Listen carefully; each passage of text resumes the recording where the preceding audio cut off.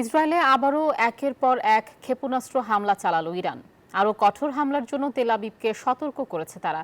এদিকে প্রতিশোধ নিতে ইরানের রাজধানীতে দফায় দফায় হামলা করেছে ইসরায়েল। এবার খামেনিকেও হত্যার হুমকি দিয়েছেন নেতানিয়াহু। এদিকে ইরানিদের অবিলম্বে তেহরান খালি করার হুঁশিয়ারি দিয়েছেন মার্কিন প্রেসিডেন্ট ডোনাল্ড ট্রাম্প। ইরানের প্রতিশোধের আগুনে জ্বলছে ইসরায়েল। পঞ্চম দিনেও একের পর এক ক্ষেপণাস্ত্র এসে পড়ে তেল আবিবে।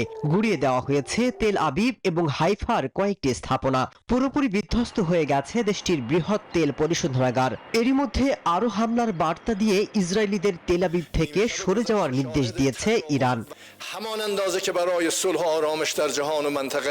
এদিকে প্রতিশোধ নিতে মরিয়া ইসরায়েল তেহরান জুড়ে দফায় দফায় হামলা শুরু করেছে।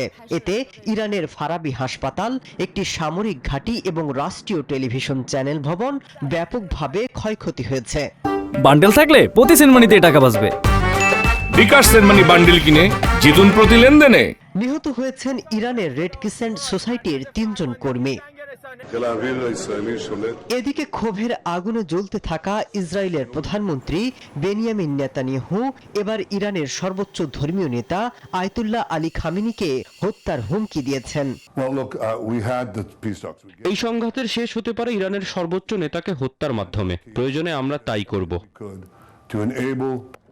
এদিকে G7 বৈঠক থেকে সংঘাত নিরসনের ডাক দিচ্ছেন বিশ্ব নেতারা।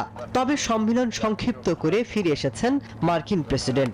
এমনকি সম্মেলন থেকে কোনো যৌথ বিবৃতি এলে তাতে স্বাক্ষর করবেন না তিনি।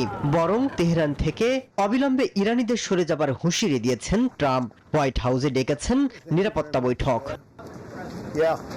মাসুদ রানা, নিউজ 24।